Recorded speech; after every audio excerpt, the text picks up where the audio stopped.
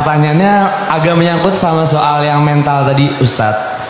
Pasti teman-teman juga di sini mungkin banyak yang relate ya, karena kita pasti ada beberapa punya kenalan atau temen tuh yang kayak sebenarnya menguji mental kita gitu kadang. Bahkan sosial medianya juga tuh kalau kita lihat tuh kayak, aduh, bikin mental nggak kuat gitu ngelihatnya. Nah, sampai akhirnya tuh Acit mutusin buat kayak coba cut off dia, tapi diem-diem gitu loh. Maksudnya kayak kita unfollow atau enggak kita remove dia dari kehidupan kita gitu kan.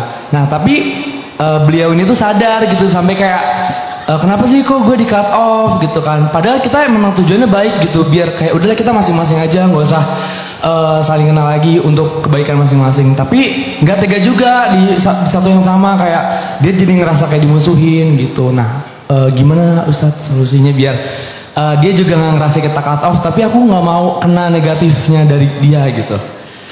Pertama, kita harus kembalikan dulu kepada arti silaturahim ya, karena kan narasi yang paling sering dipakai itu kamu memutuskan silaturahim kalau kita nge-cut off seseorang atau nggak mau berkomunikasi dengan seseorang. Sejak kapan arti silaturahim itu saling following?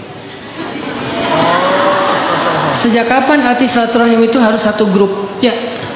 Sejak kapan silaturahim itu harus save nomor kontaknya?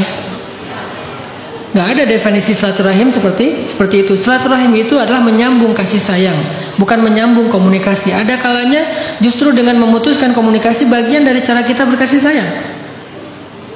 Bagian dari cara kita untuk memberikan kebaikan kepada dua-duanya, kita dan orang itu, adalah dengan memutuskan komunikasi. Kenapa? Kalau kita masih keep kontak, masih sering chat atau komunikasi, itu lebih banyak mudaratnya daripada manfaatnya.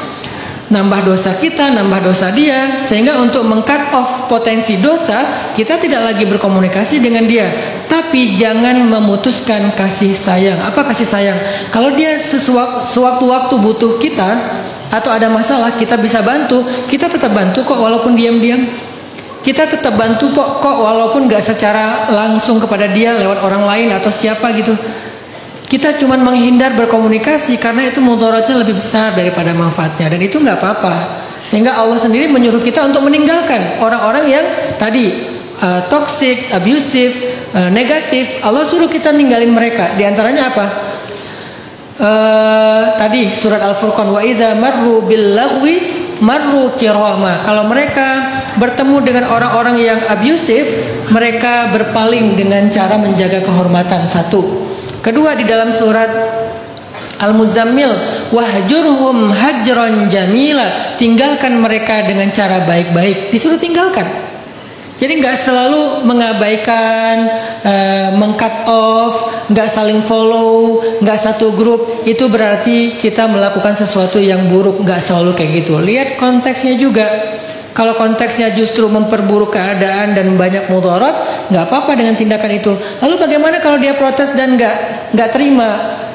Disitulah kita belajar seperti kata Nabi, la ubali, belajar untuk sedikit tidak peduli. Karena kata tidak peduli itu nggak selalu negatif. Nabi sendiri mengatakan la ubali, aku tidak peduli. Tidak peduli sini bukan nggak peduli kalau dia butuh, bukan. Nggak peduli dengan penilaiannya, dengan komennya, dengan kalimat-kalimatnya. Nggak usah terlalu diambil hati. Karena kita juga, tapi klarifikasi ya, kita jelaskan.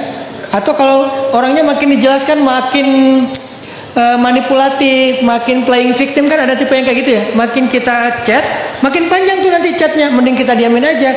Maka ya udah diamin aja. Wahjurhum hajran jamila, benar-benar ditinggalkan dengan cara baik-baik. Arti baik-baik di sini tidak dengan mencela, tidak dengan menghina, tidak dengan memfitnah. Cukup diam aja tapi tinggalkan. Itu bagian dari cara kita menjaga kesehatan mental diri kita dan orang lain.